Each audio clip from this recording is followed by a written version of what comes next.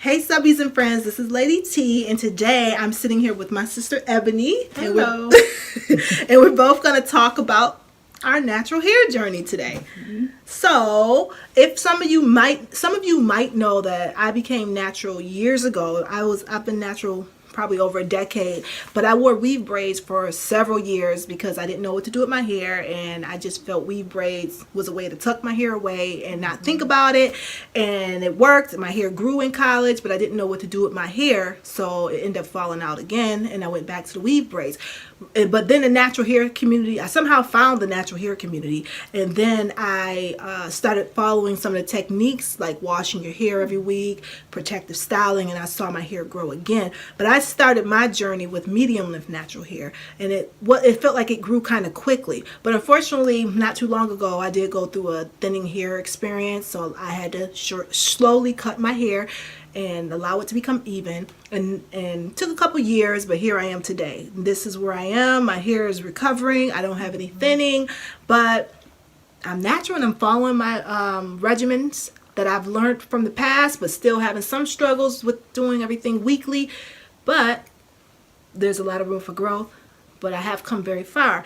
So my sister, as you can see, another naturalista who has a whole lot of hair.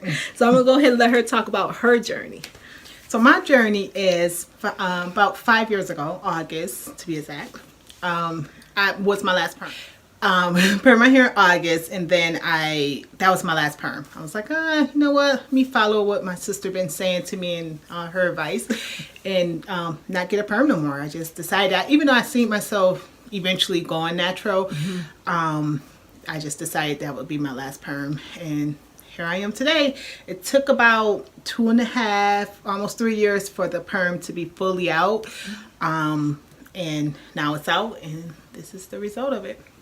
Wow, your journey seems pretty easy. It wasn't easy. So let's talk about that's awesome, because I do remember my sister was a person who would not even let her roots, get kinky. We all know how that is when you know you need a perm, you see that little bit of root coming. My sister was a girl who went to this hairstylist, got her hair straightened, trimmed, never did really nothing with her hair. So if she can go natural and get this hair like this fabulous hair she has, anybody can do it. And like she said, I would talk a lot. I was so excited about my natural hair journey that anyone who had a listening ear would hear me talk about what you can do and how your hair can grow, because a lot of times, I'm not sure about today, but back in the day, a lot of women did not think black hair could grow. It was all about hair products. So even my sister went through a phase where when she would go to the hair salon, I hope she don't mind me sharing this, her hairstylist would always recommend her bring the same hair product, and it was almost like that hair product was linked to her hair growth. And she believed that, because that's what we all are taught when you go to, we all think of hairstylists like hair doctors or hair people. We don't think of dermatologists, we think of hairstylists. And both of my sisters, I have another sister, this is my younger sister, Ebony, by the way, and I have an older sister, and they went to the salon. See, I didn't like salons because I didn't like people in my hair or being in front of people messing with my hair, because that's why I tucked it away with braids. So going before the salon, though, I think you had a very interesting journey, because you wore one who just, I remember me and you used to use, what was that product that you used to use? It was expensive, like $30. It's a few of them. We did the Apple G. That was like probably $20. That's the protein. And then the shampoos and conditioner was Alter Ego. She would have us buy and then bring it to her. I remember even I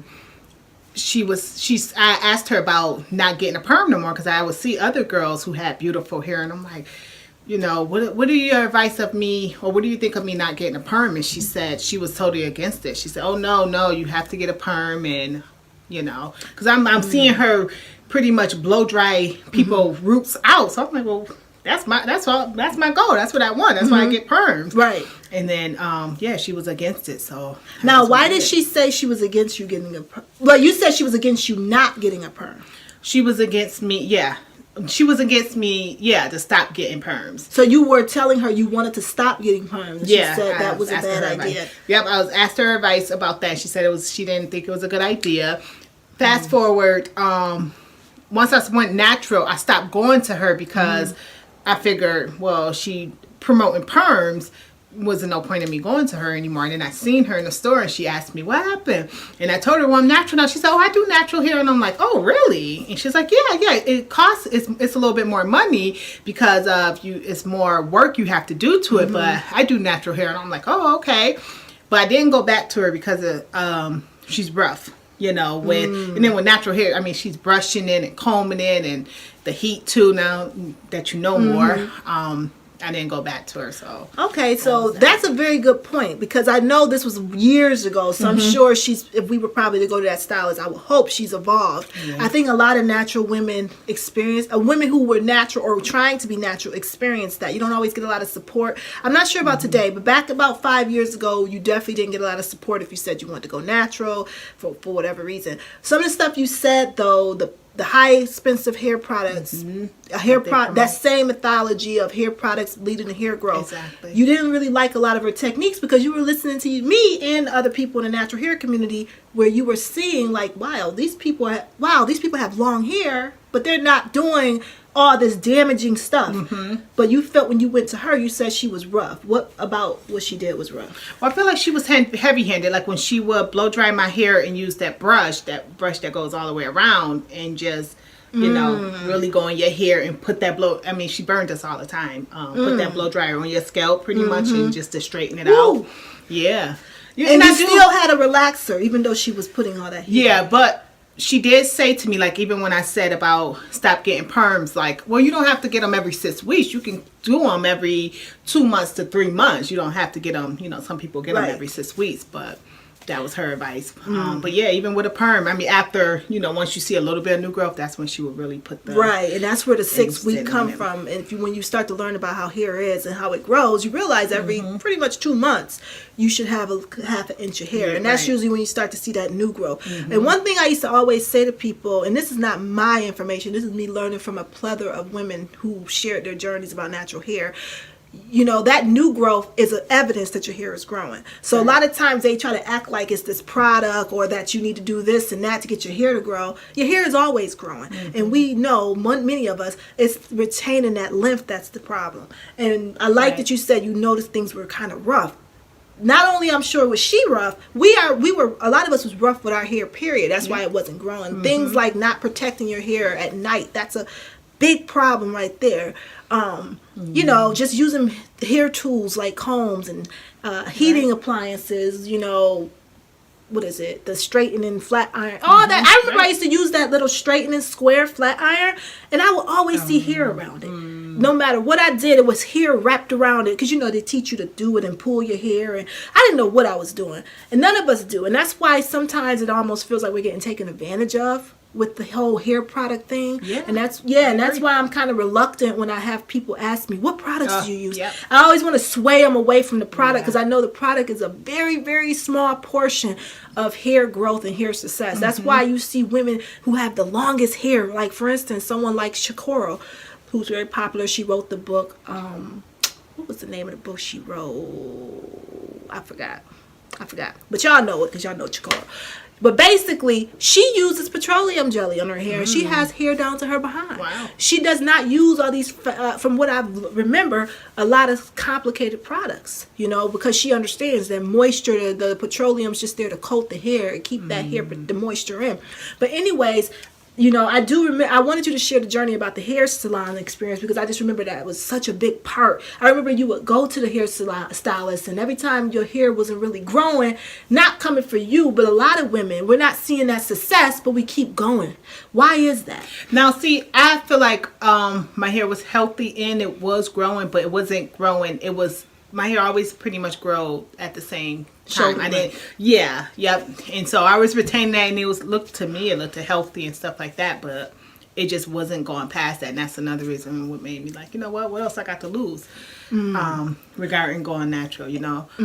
And I think you were also seeing my hair growing too. Yeah, you know, I would be pulling my hair down and be all the way down to here, and I'm just doing these. I'm not going to a stylist. I'm following these simple steps. Absolutely. And you probably started. A lot of people, that's what happens. You're like, wait, you don't even realize what's going on until you see something different. Right. You know, and even the hairstylist, they didn't probably really realize either really fully understand black hair. That's why they depended so much on that product. And if it costs more, like when you would tell me that you was paying $30 for a shampoo, and I think that each one cost $30. I said, "There's no way." And these drops, it was this alter ego brand, but the drops too. She would have us buy, putting those in our hair and stuff. Absolutely, yeah. And I'm sure your hair looked nice, and I bet you could look just as nice with a cheaper product too. Because a lot of times, products can only have water, protein, maybe some oils. There's nothing else you can add that's that sophisticated. Hair is dead. Yeah. But that's a whole nother conversation. But I think it was fascinating with your journey, and I think sometimes, you see your hair 5 years. One of the things, because I'm just going to move away from the hairstylist, I feel like it was something else you said, but I can't remember what I was going to say.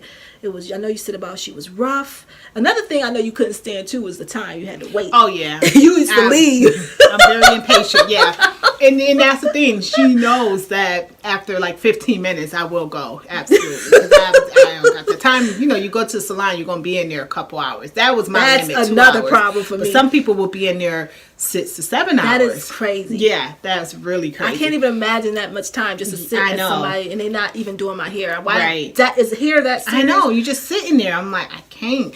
But to touch base back on what you said about products, I remember even being younger, that was, a lot of our mindset is, what products is you using? I remember I would ask my friends that, what products are you using? Because that's in your mind that the products is growing your hair. And just back to what you were saying with her selling us these products. And you think, well, they're more expensive, they must work. That's what we believe. Because you would see every once in a while a woman with beautiful hair. And a lot of times the people at the salon would have beautiful hair. Yeah, and the people at the salon, it's a lot of times not black. She was Dominican. And she's doing our hair. Let alone, they don't have the knowledge of the the natural hair either. Hair. Yeah, so exactly. That's another thing too. And I see that a lot even now with the natural hair community, where you have this fascination and this, whatever you want to call it, with women who are, not multi-racial or have these hair textures that can handle a certain type of hairbrush or a certain type of cheap product, like maybe Chicoro, because she looks kind of Indian. She might be able to put petroleum, and I'm not saying there's nothing wrong with petroleum. I just want you to understand when you're using certain products with their limitations. They're not going to moisturize your hair, okay? And some people's hair texture just retains moisture better. Maybe they have a stronger protein layer, a stronger cuticle. Remember, I don't know if you know, but with African American hair, our hair cuticle is already weakened because it has to spiral. It has to do, all that work to spiral, and it's not as strong, like it's easily damaged. Okay, so when you're adding all these products to your hair, now don't get me wrong, it can still be very strong, but you have to know that when it spirals like that, it needs a lot of moisture in order to complete that tight curl like that, to be springy. So, if you're not moisturizing it well, you're just putting your hair in a very vulnerable place. But anyway, what were you saying about the product? You said something about... I was just saying, like, how I would go up to people and ask them what, especially people who have longer hair. Yep. What products are you using? I remember even being asking people, what perm do you use? Because I related that a perm, whatever perm you're using, is why your hair is long. Oh, right. But now, when people, and it's so funny because people ask me too, well, what products are you using? Do you use? What products do you use on your daughter hair? I get that all the time, and I'm constantly preaching like it's not necessarily the products. Wow. Yeah, I'm like it's more protective styling. That's what I'm. And it's so funny because it's like you can tell people what it is, and you got the hair, and they think you're lying or you're just not. And then what they used to do to me? They used to irritate me. What? They'll go, "Oh, well, you got that good hair, girl." So they'd be like, "Oh, yeah, they listen for 5 years. What you mess with?" Right. And then I'm like, oh my God. I know. Like, yes. Do you understand what goes on behind the scenes for this? And what I've been through? I've had thinning hair. I've had hair that I had knots that I had to cut out. Everybody's hair has a challenge and a benefit. It's up to you to discover that. But I really don't think you should be too much following women who have, in a way that's like, you're trying to follow them and mimic what they're doing if their texture is completely different from yours. Because now you're just putting yourself at a disadvantage because now you're in the fantasy world of what you want instead of what you have. And that's going to discourage you ultimately. You want to follow women who have similar hair textures to you because it just makes sense. Yeah, if it's going to work. Yeah. You don't want to be following somebody who's you know, like with straight hair and whole different texture, softer hair or whatever, it's probably not the stuff that she's recommending. It's probably not going to work for you. Right. And a lot of times people aren't even trying to recommend you. You just happen to find someone you're fascinated with. Just like a girl with a silkier texture may not want to follow a girl with kinkier hair. Because I've watched those girls with kinkier hair and they can put product all over their hair right before they wash it, conditioners, and they may not get a lot of knots. My hair texture gets a lot of knots with wet detangling. So I can't do that. Yeah, I think it's important too, and I'm reminding myself of this. Even if you do try something, see how it relates, because you're really good at it, and my older sister too, is y'all would try something, be like, nope, it didn't work for my hair, it made my hair do this, where I'm like, I think it worked, or just not paying attention to if it's working. Prime example with this one shampoo I was using, it made my hair really hard. And after a couple times too, and I'm like, telling my older sister about it, she's like, yeah, your hair either got to get used to it, or your hair pretty much has to get used to it. And I'm like, I would tell her, because if your hair is hard after you wash it, either something's on your hair that needs to be removed through like a cleansing or clarification, or the product just has way too much protein, and it's sitting on your hair may not need as much protein. Charcoal base, it's got something coating the hair. And I had that experience, which I shared in a video about when I used rice water. I loved rice water, but it's basically protein. And I think because I put it in my water bottle, I was using it on a daily basis, and I couldn't stand. It took me forever to get that coating off my hair. I would wash my hair and it felt like straw. So I knew it had to be clarified, or I just had to keep washing it until it went away. But it was beautiful at first. I had the beautiful mini twists, but I had to realize that if I'm going to use rice water, I have to use it just once for the style and not use it for a while. So and as you learn about hair and products, which I think everybody should, if you're going to do your hair or anything, you should just take a little quick crash course about how protein works in the hair, how to moisturize African American hair. Don't follow people who don't look like you or have the same hair. You can support them and you can watch them, but just make sure you know your stuff first, because it's very easy to get discouraged by someone that inspires you, because they may have hair down to their middle of their back in 2 weeks and you took 5 years, or everybody's hair grows differently. And at the end of the day, if you're taking care of your hair, no matter what your texture is, it is growing. Okay, so don't ever think you need a hair product to help your hair grow. You do need water. You need it to be acidic. You need to get protein to help protect the hair, because as your hair is protein, and it's always someone once said hair is like a cloth, like fabric. As you keep stretching it, it wears, so you want to replenish that protein so that the hair can be, it attaches to the hair. And that's a whole nother story though. So we kind of started with talking about your journey, which was I brought you into the hairstylist because that was a big part of your journey, and that's who you went to initially to help you with your hair. You eventually realized that you kind of was stuck at the shoulder length, and you were noticing something, just let me try something different. And then you finally decided to transition. That's what they call it in natural hair community. You didn't cut your perm off, you just stopped getting perms.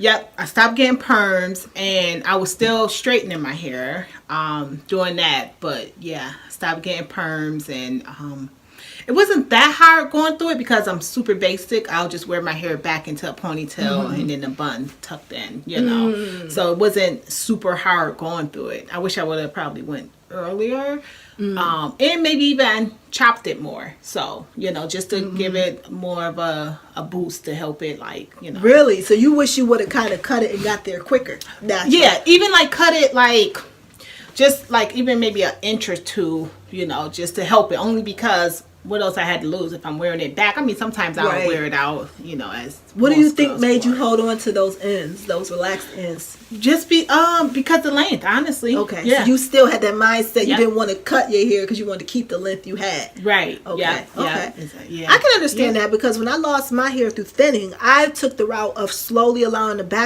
middle back of my hair to grow back and cutting my hair slowly to even it out. And that's what I have today. I'm sure a lot of the hair has been replaced and all that, but I was not one who wanted to go into a big chop and do something dramatic, because I really wasn't sure how to wear my hair. And I was so used to weave braids before I became natural. I really didn't have that strong foundation on what to do with my hair. So that's why, like you, my hair can thrive because I do tend to wear a lot of protective styles. I don't really need to change my hairstyle constantly. I love to play in my hair, but because I'm super busy, I'm not thinking, let me do a new style every week. I love when I told y'all in a recent video, I do 4 braids. That's my hair. I put hats on, I put scarves on, and you know what? Your hair needs that break. Yeah. Your hair, you retained a lot of length in that 5 years because you don't bother it. Right. But you also wash your hair and do all that stuff too. Yep, I do wash it. I think my hair is definitely longer than it ever been in my adult life. But I have, like, even before, I will always cut my hair too. Even my friends will always say, like, "Yo, you not gonna cut it this time? 'Cause, you know, you want to play with your hair and whatever." But why were you cutting your hair? Was it because it was getting damaged? No, I was cutting it just for a style. You know, I have cut it like up to here, you wanted it to then like like going this way and stuff. Yeah, just for the style of it. Now, you know, it's just for, I don't know, just for the style of it. So this is my first time actually in my adult life, just like where I'm not cutting it besides sometimes my ends and just letting it do what it do. Yeah. You know. But you know, your hair growth is not something that happens by accident. It's not something, now it can happen by accidents if you wear your hair in protective styles all the time, because I wore weave braids. Like when I tell you I wore weave braids, I would wear them years at a time. Sometimes I would take them out to wash them and put them right back in. Okay, and I would notice my hair was growing, but you know, you don't really realize how much it's growing until you take them all out and your fro is like huge. And then I didn't know what to do with it though. So it was like I went right back to the same bad habits. You know what I mean? So if you don't really know how to retain length, no product is going to save you, because it's still those basic steps: washing, protective styling. If nothing else, protective style your hair, and you'll see growth. Okay, but the question is, you got to retain it. That's the thing, and nobody wants to teach you that. And never believe it's some product, okay? Because black women in hair is $1 billion business. Yet, and we used to have some of the most damaged hair, but yet we spend more than any other culture on hair products. So they're giving you what you want. You wanted silky hair. That's what most of those products did. Now we say we want natural. You notice on the shelves, you see natural. So we have to look at it like they're giving us what we asked for. We don't question their products and their ingredients. Then they're going to give you the cheapest, whatever. But that, and a lot of the, like, even where I used to go for the salon, her jumping on that bandwagon. Oh, I do natural hair. Right. Oh, look at that. And even, you know, a lot of these salons nowadays are, oh, we'll do natural hair. It's more money, but we'll do it. But then they're going to straighten it too, you know. So, and I find it offensive. I don't care. Call me what you want. When they tell me my hair is more money because of the texture. First of all, it's more money because you don't know what you're doing, in my opinion. It's not harder to deal with natural hair. Natural hair becomes hard when you neglect it, because it's a hair that curls and it needs I call it high maintenance. Cut the split ends, keep it clean. Like my hair, the more I wash it and keep it on a good wash routine, I won't run into all that mats and knots and all that crap. But I don't know. How do you feel about when a stylist tell you have to pay more because you have a certain texture?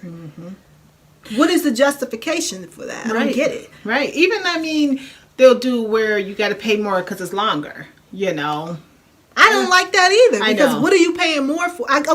Longer I could kind of get, because I mean, you go to a store. I know I used to work at a plus size store, and they would charge more and say, oh, because it's more fabric. Same thing with the airplanes now, you know. Oh, they even want what's going on there? They even want people that's obese buying 2 seats. They want people that's obese to buy 2 seats. But can they sit in both seats? So I ain't buying no 2 seats. I would be mad as heck if somebody told me, because I'm obese, I got to buy 2 seats. Unless you going to take the little centerpiece out and let me sit in both seats. I can't believe they doing that. That's been ridiculous. For a while now. Wow. This time it's getting hard out here. But hold on.